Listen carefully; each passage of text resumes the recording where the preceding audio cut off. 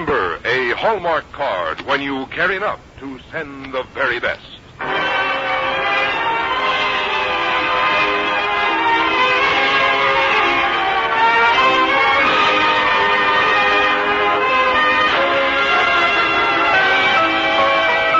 Tonight from Hollywood, the makers of Hallmark greeting cards bring you Douglas Fairbanks in Booth Tarkington's Monsieur Beaucaire on the Hallmark Playhouse.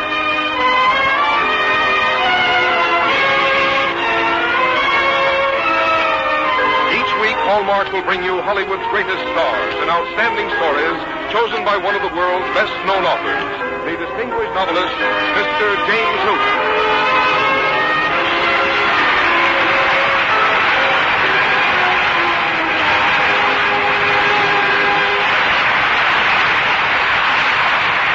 Good evening, ladies and gentlemen. This is James Hilton. Tonight on our Hallmark Playhouse, we present a dramatization of a very popular story by a very popular American author, Booth Tarkington. But the story isn't American. On the contrary, Mr. Tarkington takes us to the romantic world of wigs and duels, of fascinating ladies and spirited gentlemen whose capital was Paris 2 centuries ago. Mr. Tarkington shows himself thoroughly at home in this world and has given millions of readers some pleasant diversion. Monsieur Beaucaire is the story we tell tonight. And to star in the title role, we have chosen most appropriately that fine actor whose very name conjures up the world of romance and adventure, Douglas Fairbanks. And now a word about Hallmark cards from Frank Goss before we begin the first act of Booth Tarkington's Monsieur Beaucaire. For every occasion important to your friends and loved ones, there are Hallmark cards to carry your thoughts across the miles, across the years, often merely across the way. That's important in these fast-moving days when families and friends are separated on short notice, when a word of thoughtfulness can mean so much. On special days and every day, a Hallmark card says what you want to say, the way you want to say it. And that identifying Hallmark on the back, as always, says just what you want to say, the way you want to say it. Now, Hallmark Playhouse, presenting Booth Tarkington's Monsieur Beaucaire, starring Douglas Fairbanks.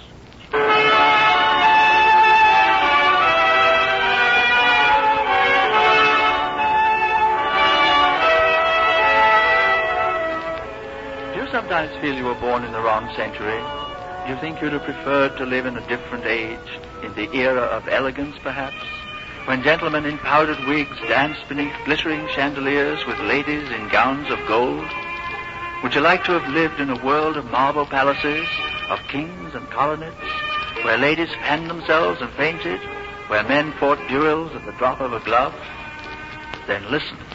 Listen to a letter written 200 years ago.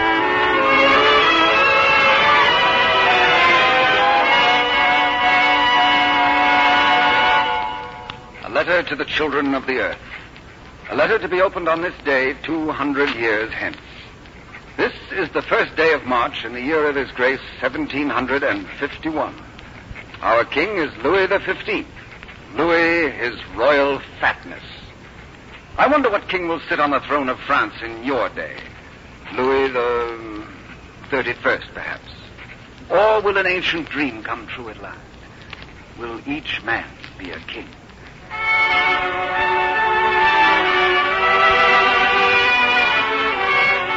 I am Louis-Philippe de Valois, Duke of Orleans, first Prince of the Blood Royal, Knight of the Golden Fleece, and, a long line of other fancy titles too numerous to mention. But I prefer to walk the streets of Paris not as a clattering assortment of titles, but as a man. So I call myself Monsieur Beaucaire.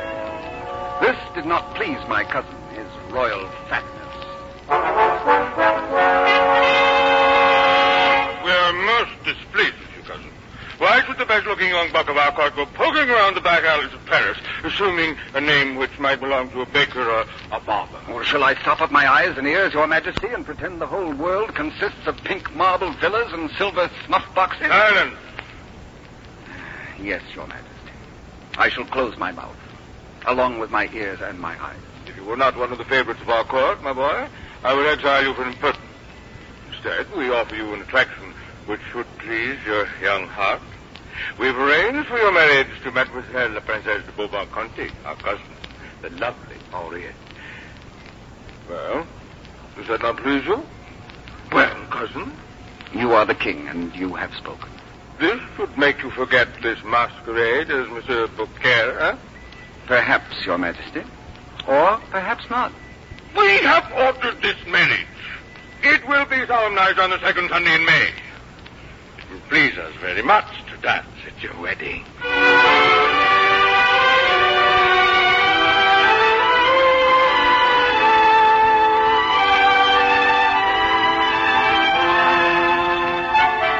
Perhaps in your day it'll be different, and men will travel paths of their own choosing. Had I been merely a monsieur and Henriette merely a mademoiselle, I would have tried to sweep her off her feet. For she was gracious and lovely. We walked in the palace gardens one day where the fountains played, and the whole world seemed to be made of silver.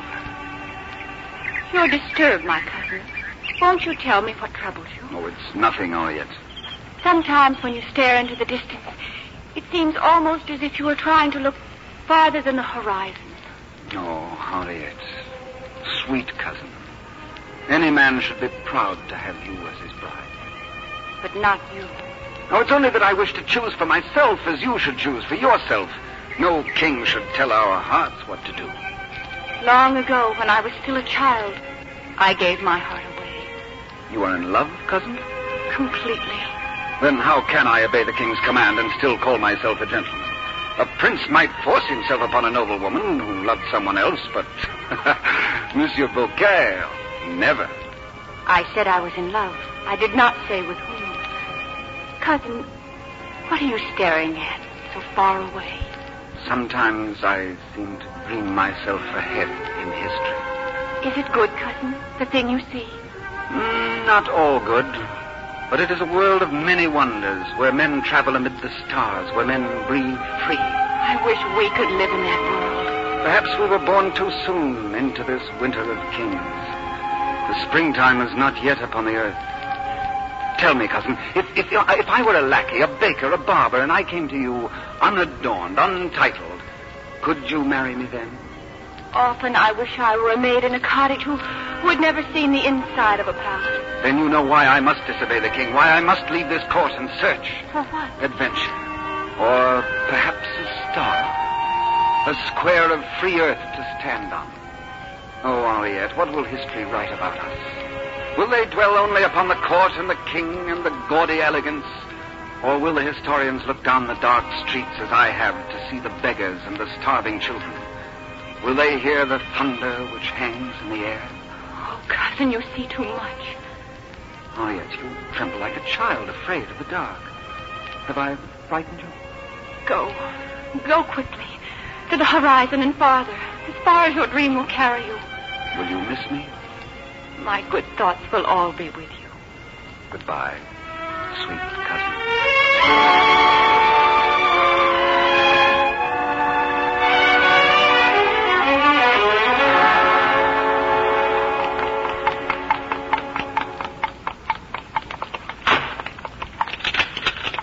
My friend, what are you doing here? Well, the king's guards were at my heels. I've no appetite for the Bastille. But you can't stay here, my boy. After all, I am the king's ambassador, and his majesty is displeased with you. You go to England shortly. Take me with you, Mirepoix. We go tonight. Let me go with you. That is impossible, my I'm boy. I'm lost. Oh, Monsieur le Marquis. Yes. Lucien, your barber, has been taken with a fever. He will be unable to make the trip to England, sir. Now, why must everything go wrong at the last moment? The barber. Of course, let me go with you to England as your barber. But that is ridiculous. Well, it'll be very simple. I'll put on a black wig. I'll take off these fancy clothes. I shall be the lackiest of lackeys. Well, monsieur? Oh, yeah. I like you, my boy. Perhaps those of us who are older see in you something that we've all lost. The spirit of daring. A heart that refuses to grow old. You'll do it then? You'll take me with you? We'll chance it. There's only one condition. Yes? Swear that you will never try to give me either a shave or a haircut.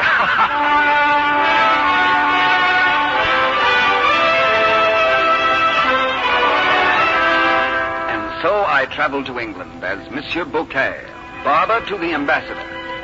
The Marquis moved in the most fashionable circles, and I was suddenly sad that my circles were so far beneath his. Why? Because I found a star.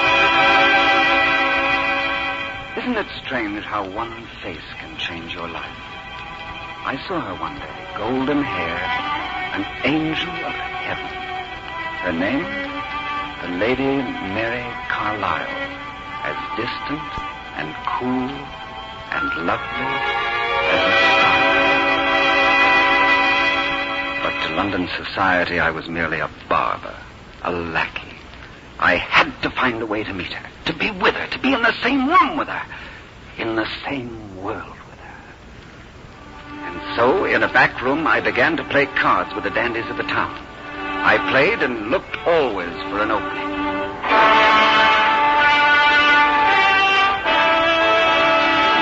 Monsieur le Duc, I have played my cards honestly, but you... See, I pluck a card from your sleeve. You have cheated me at a simple, sociable game of cards. You devil! How dare you speak to me like that? I speak only the truth, Monsieur le Duc. Here is the card. There is your sleeve. They did not walk toward each other. What do you intend to do about it? Would it not be a disgrace to your social position if it got about the Duke of Winterset had a card up his sleeve? What man of fashion would believe a barber? Who will believe you? I have a reputation for honesty, monsieur. You are suspect. Whispers have been going around that you play cards with me only because no one else will trust you. But if I should also call you a cheat...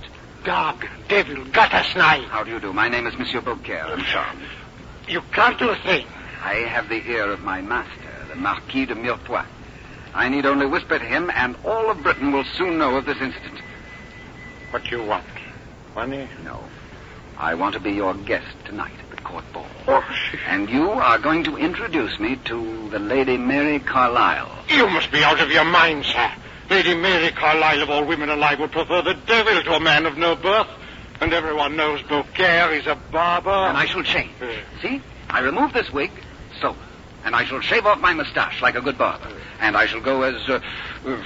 what should it be, Monsieur le Duc? Shall I go as a vicomte, a marquis, what? Out of a compliment to you, I shall be a duke. Yes. Le Duc de Chateaubriand. That'll do fine. It can only come to disaster. Perhaps. Perhaps not. My longings go beyond mere longings. In France, one may adore a woman. Alas, one must worship the Lady of England. Our ladies are flowers, but yours are stars. Now go, monsieur. I shall meet you shortly at your lodgings. But we shall go, arm in arm, two dukes, to the ball. You have trapped me into this. It shall do you no good, barber. We shall see. Go now. How strange it is. I was a nobleman who wished to be a lackey. And now I am a lackey who wishes to be a nobleman.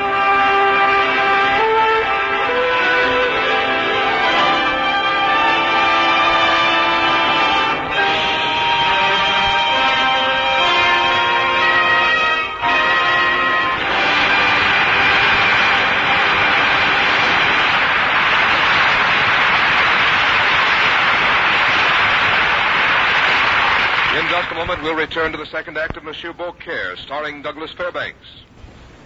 No one knows who said it first, but there's an old saying, words spoken from the heart find the heart listening.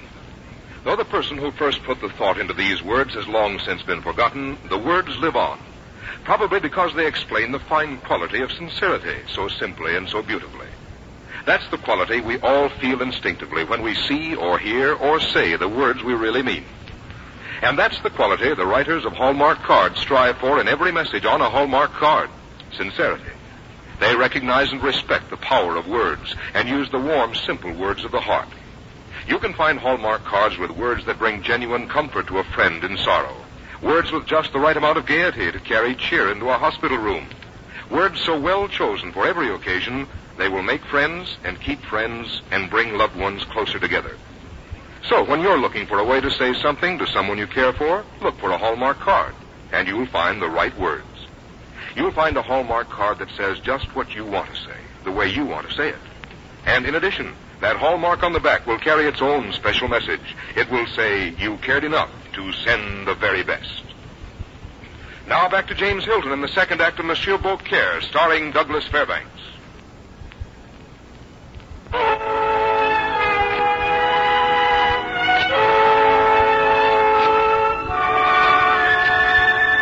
200 years ago, the men of fashion wore suits of satin. 1,000 candles burned in a ballroom chandelier. The ladies of the court were paragons of loveliness, and it seemed the most graceful of eras. But men like Voltaire and Rousseau knew it was only a shallow elegance. They dreamed of the day when each man would be a king, his own master, the charter of his own destiny. The man who called himself Monsieur Beaucaire had such a dream too. So he writes to us in this letter, 200 years old.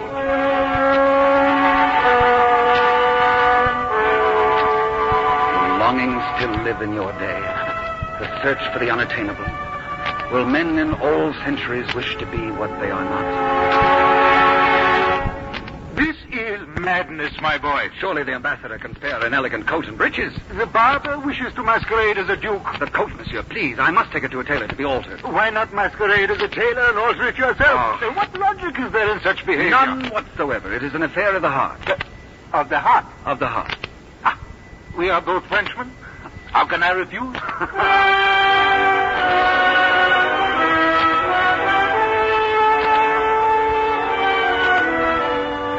A gold-braided coat, satin knee breeches, and the barber was a nobleman again.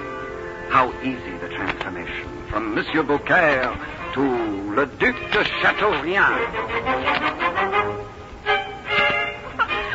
Lovely boy. I wager you'll regret that you entered this ballroom, barber. Stop rumbling, sir, and give me my introduction. Very well. Good evening, Lady Mary. Good evening. May I present a friend from France, the Duc de Chateaubriand. I am honored, Monsieur le Duc. And I, my dear lady, am but a poor Frenchman whom emperors would envy at this moment. What a lovely thing to say, Monsieur le Duc. Would you honor me with this dance? I should be delighted. Your Graces of Winterset. Yes?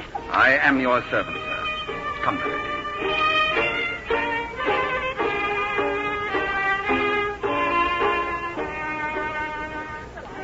How dazzlingly beautiful you are, dear lady. You must not say that, Monsieur. Besides, I've always heard that the tongue of a Frenchman is notoriously deceitful.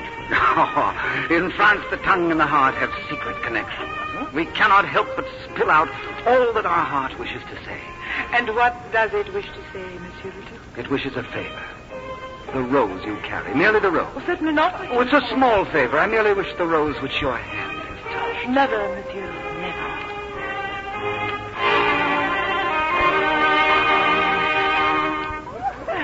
The dance is over. The rose? There. Thank you. Thank you, beautiful lady. I shall dream all night of red, red roses. Farewell. A rose lasts only until morning, Monsieur Beaucaire. Oh? Do you think so, Winterset? And the rose is an unlucky color, I think. Does it not remind you of the color in the veins of a Frenchman? You've cut enough throats, barber, to know the color of blood.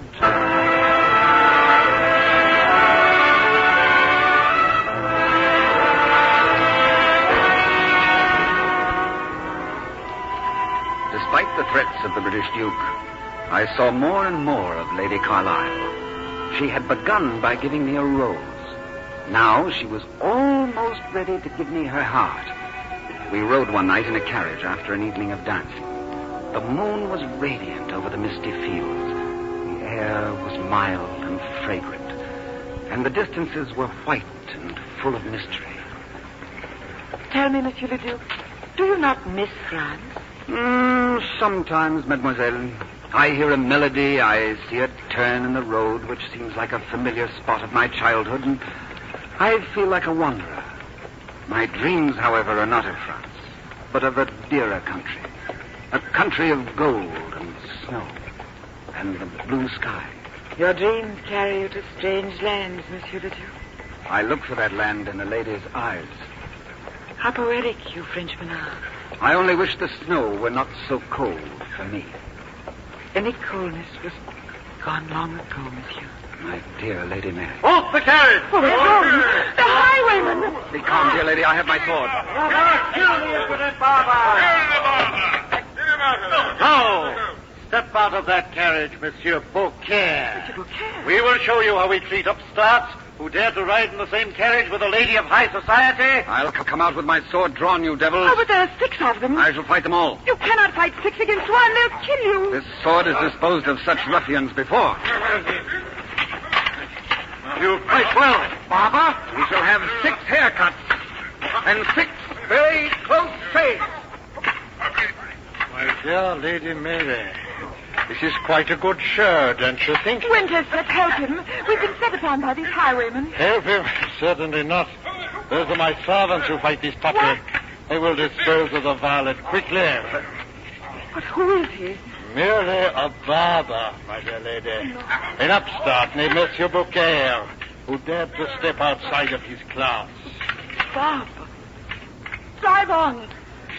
You leave me here to die, mademoiselle? 5 minutes ago, you almost fell into my arms. I am the same man. You hate me now because I am a mere lackey? Drive on quickly. I shall not die, do you hear me? And I shall appear at your grand final ball of the season. Look for me at 9 o'clock.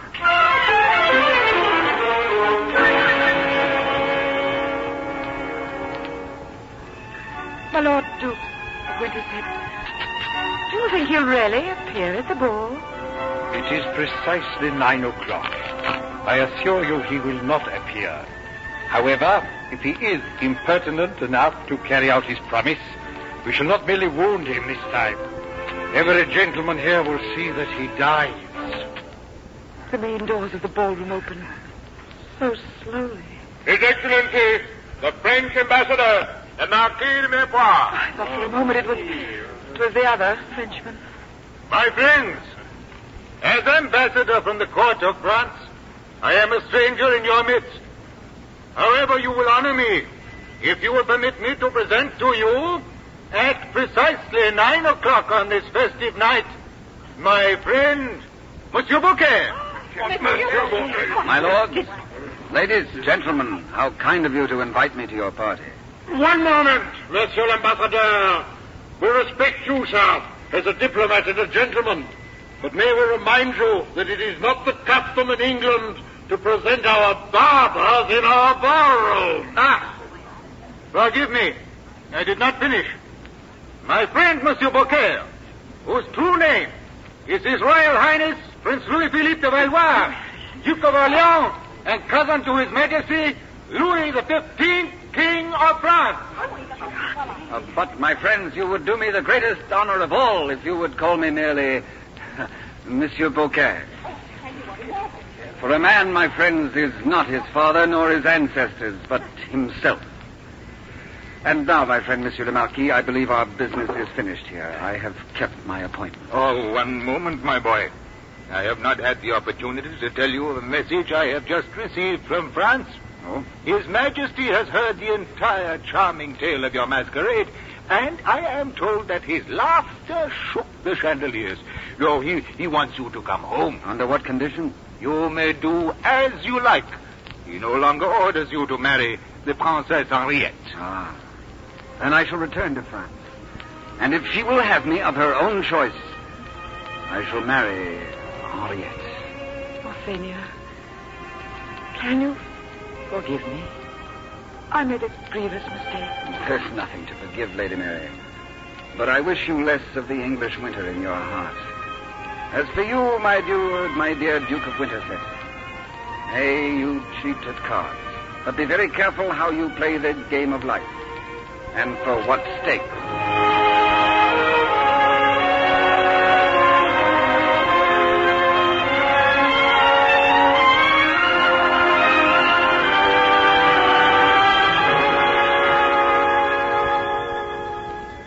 Henriette. Welcome home, cousin. I hoped I'd find you here in the garden. Oh, cousin, sweet cousin. I've looked toward the farthest horizons, but I never really looked into your eyes. What do you see there? Blue skies and tiny flecks of gold. Henriette, you told me once that you'd given your heart away. Completely, cousin. Who is the man so fortunate? You know him well. Oh? He's a barber, named Beaucaire. Oh, Harriet, my darling.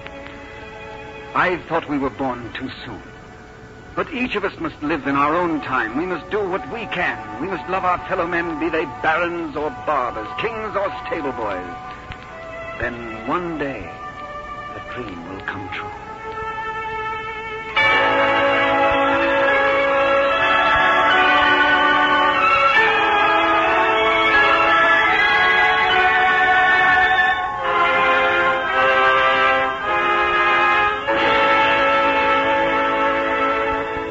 And so I write this letter to you 200 years ahead in time. Have you found the dream? Has the miracle happened? Today, as I write this, it hangs on the wind, this hope in the hearts of men for freedom. Have you found it yet, you men of the future? If you have, preserve it. If not, keep searching. Find new avenues to the stars. Chart new courses in the dignity of man, so that he can go his own way, unafraid. Then every woman of the world will be a princess, and each man will be a king.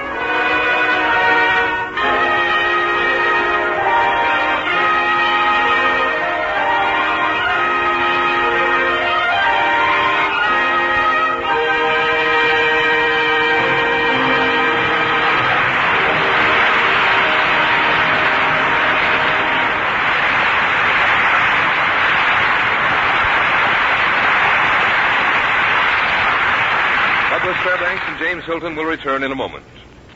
Have you had a rough winter in your part of the country? Well, cheer up. When March arrives, there's always hope we've left the worst behind. And this year, March brings us Easter. Easter with its eternal promise of spring. But if you want more than a promise of spring and feel you'd like to get a sneak preview of that young lovely right now, may I suggest a walk down the display aisles of the store where you buy Hallmark cards? Here you'll see the greens and pinks and whites, all the tender colors of spring. You'll find cards as gay as Irish laughter, for you'll not be forgetting March 17th now, will you? Cards as fresh with prettiness as an Easter bonnet and much less expensive. And, of course, you'll find cards of beauty and simplicity and good taste for every occasion. Yes, just seeing these Hallmark cards will put spring in your mind. And remember, sending them puts the hope of spring into the hearts of your friends and loved ones. When the card you send has that familiar hallmark on the back, it takes on even more value. For that means you cared enough to send the very best. Now back to James Hilton. Thanks, Doug Fairbanks, for appearing on the Hallmark Playhouse tonight. Not only are you a fine actor, but you must be one of the busiest of men, for you've just released a picture called The Great Manhunt. You've also a wide interest in the world of affairs and diplomacy. I believe you've just been appointed national chairman of the American Relief for Career. That's so, Jimmy, but after a build-up like that, you'll find I'm about speechless.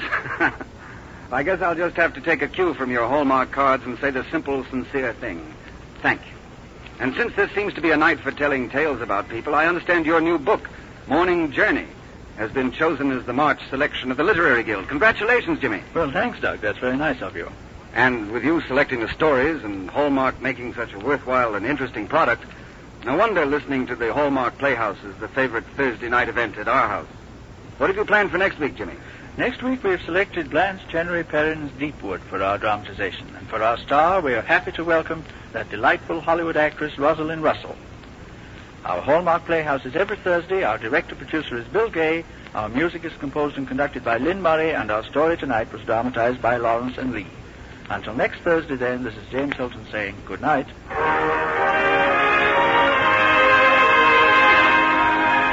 Look for Hallmark cards that are sold only in stores that have been carefully selected to give you expert and friendly service. Remember, Hallmark cards when you care enough to send the very best. Our cast tonight included Barbara Eiler, Betty Lou Gerson, Hans Conrad, Ben Wright, Ted Osborne, and Edgar Barrier. This is Frank Goss saying goodnight to you all until next week at this same time, when Hallmark Playhouse returns to present Rosalind Russell in Blanche Chenery Perrin's Deepwood, and the week following, Laura Ingalls Wilder's The Long Winter, starring Edward Arnold on the Hallmark Playhouse. This is CBS, the Columbia Broadcasting System. This is